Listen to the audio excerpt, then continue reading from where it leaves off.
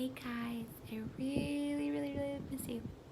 But this is chapter 8, Junie B. Jones and her monkey brother.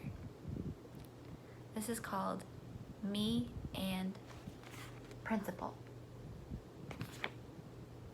The school office is a scary place.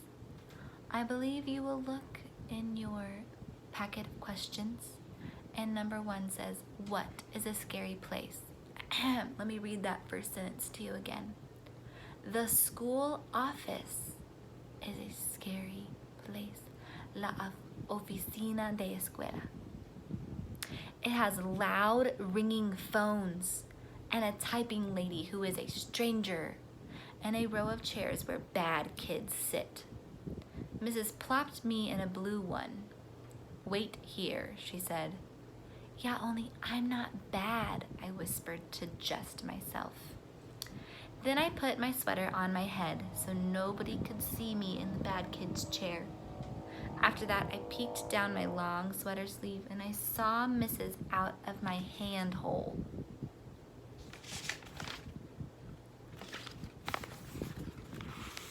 So it says Principal, there's the principal, there's Mrs. knocking on the door, and there is Junie B. Oh, she's hiding in her sweater. She was knocking on Principal's door, then she went in there, and my heart felt very pumpy because she was tattletaling on me, I think.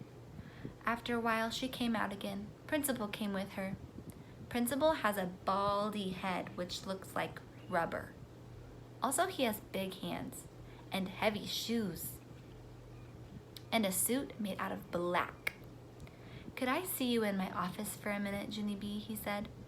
And so then I had to go in there all by myself, and I sat in a big wood chair, and Principal made me take the sweater off my head. So what is this all about, he said. Why do you think your teacher brought you down here today? Because, I said very quiet. Because why? Said Principal.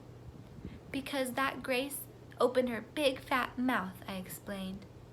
And then Principal folded his arms, and he said for me to start at the beginning. And so I did. First, I told him about how I spent the night at my grandpa's house. We had delicious waffles for breakfast, I said, and I had 5 of them. Only my grandpa didn't know where I put them all, except I put them way in here. And then I opened my mouth and I showed Principal where the waffles went. After that, I told him how my Grandma Miller came home from the hospital and she told me I had a monkey brother, for really and honest and truly. And so then I told the children at show and tell in my class. And at recess, Lucille and that Grace started giving me lots of pretty things because they wanted to be the first to see him. Except too bad for me, I said, because when we came inside, Mrs. found out about the snack tickets, and then that silly Grace shot off her big fat mouth about her shoes. And so I got marched down here and I had to sit in the bad kid's chair. Then I smoothed out my skirt. The end, I said nicely. Principal rubbed his head that looks like rubber. Junie B, maybe we should go back to when your grandmother came home from the hospital. Can you remember exactly what she said about your brother being a monkey? Because again, do we think Junie B's brother is actually a monkey? I scrunched my eyes real tight to remember. Yes, Grandma Miller said he was the cutest little monkey she ever saw. Then Principal closed his eyes. Ah, he said kind of quiet. Now I get it. After that, he smiled a little bit.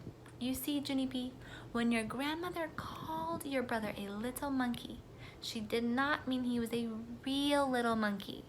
She just meant he was, well, cute.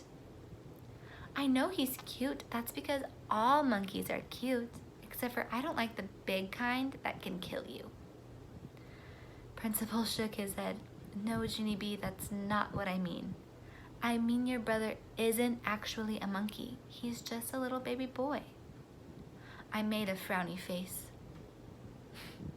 No, he is not a little baby boy. He's a real alive baby monkey with black hairy fur and long fingers and toes. You can ask my Grandma Miller if you don't believe me. And so guess what Principal did then? He called her, that's what. He called Grandma Miller right up on the phone. And then he talked to her. And then I talked to her too. Hey, Grandma, I said. Guess what just happened? Principal said that my baby brother isn't a real alive monkey. Only he is, because you told me that, remember? You said he was a monkey for real and honest and truly. Then Grandma Miller said she was very sorry, but she didn't mean he was a real monkey. She just meant that he was so cute, just like Principal had explained to me already. And so then I felt a little very droopy inside. Yeah, only guess what about all this only what about all of his black hair and his long fingers and toes? And what about his bed, because it looks like a cage? But Grandma Miller kept on saying that my new brother was just a regular baby. And so finally I didn't want to talk to her anymore, and I hung up the phone. Then I bended my head way down and my eyes got a little bit of wet in them. Oh man, I said very quiet. After that, Principal gave me a tissue and he said, I'm sorry. Then he held my hand and me and him walked back to room 9. Okay, so the first question was, what is the scary place that she was talking about? And the second question is, who did the principal call? Who did he call on the phone? If you're listening, you'll be able to know. If you don't know, you can move the video back and re-listen to me.